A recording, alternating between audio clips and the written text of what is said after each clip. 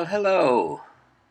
Michael here, looking at Psalms 27, specifically verse 5 through to 8 for the exposition. And so we're going to go ahead and read those verses, 5 through to 8 of chapter 27, Psalm 77. Verse 5. For he will hide me in his shelter in the day of trouble. He will conceal me under the cover of his tent.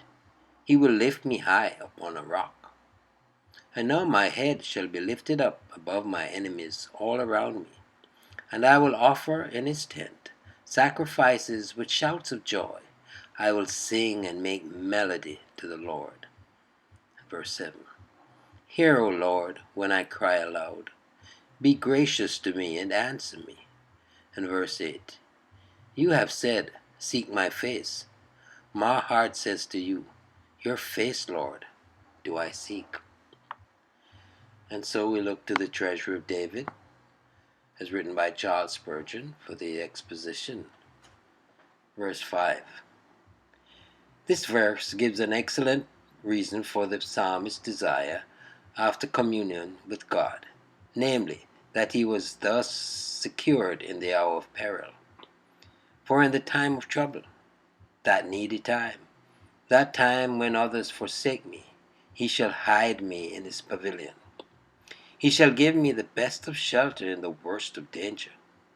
The royal pavilion was erected in the center of the army, and around it all the mighty men kept a guard at all hours. Thus in that divine sovereignty which almighty power is sworn to maintain, the believer peacefully is hidden not by himself furtively, but by the King, who hospitably entertains him. In the secret of his tabernacle shall he hide me. Sacrifices aid sovereignty in screening the elect from harm. No one of the old dared to enter the most holy place on pain of death. And if the Lord has hidden his people there, what foe shall venture to molest them? He shall set me up upon a rock. Immutability, eternity, and infinite power here comes to the aid of sovereignty and sacrifice. How blessed is the standing of the man whom God himself sets on high above his foes, upon an impregnable rock which never can be stormed. Well may we desire to dwell with the Lord, who so effectually protects his people. And verse 6. And now shall mine head be lifted up above mine enemies round about me. He's quite sure of it. Godly men of old prayed in faith, nothing wavering, and spoke of their answer to their prayers as a certainty. David was by faith so sure of a glorious victory over all those who beset him, that he arranged in his own heart what he would do when his foes lay all prostrate before him. That arrangement was such as gratitude suggested. Therefore will I offer in his tabernacle sacrifices of joy. That place for which he longed in his conflict should see his thankful joy in his triumphant return. He does not speak of jubilation to be offered in his palace and feasting in his banqueting halls, but holy mirth he selects as most fitting for so divine a deliverance.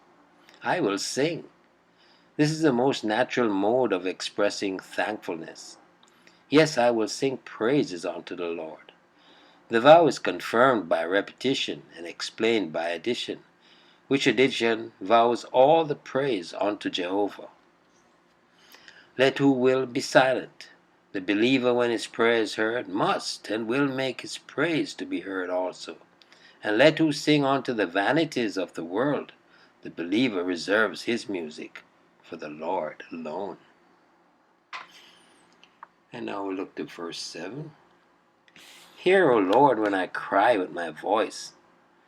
The pendulum of spirituality swings from prayer to praise. The voice which in the last verse was tuned to music is here tuned to crying. As a good soldier, David knew how to handle his weapons and found himself much at home with the weapons of all prayer. Note his anxiety to be heard. Pharisees care not a fig for the Lord's hearing them, so long as they are heard of men, or charm their own pride with their sounding devotion. But with genuine man, the Lord's ear is everything. The voice may be profitably used even in private prayer, for though it is unnecessary, it is often helpful and aids in preventing distractions. Have mercy also upon me. Mercy is the hope of sinners and the refuge of saints. All acceptable petitioners dwell much upon this attribute. And answer me.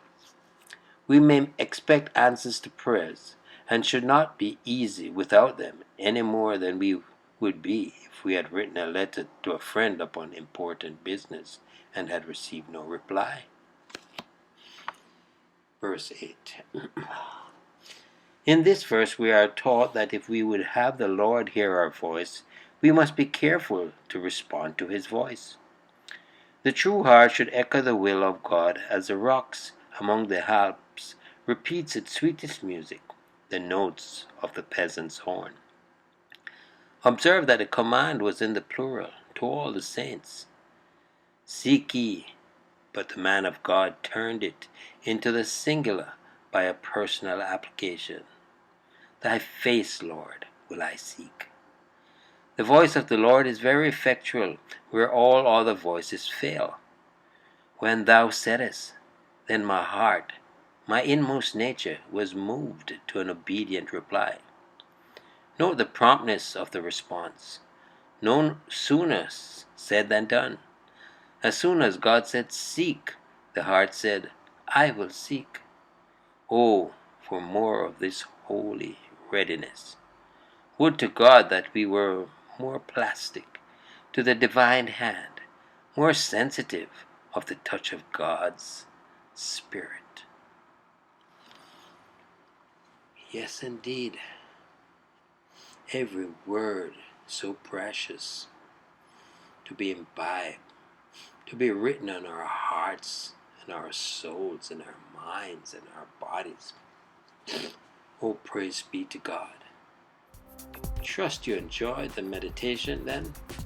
Michael here declaring yet again, Jesus is Lord. Until next time, be blessed.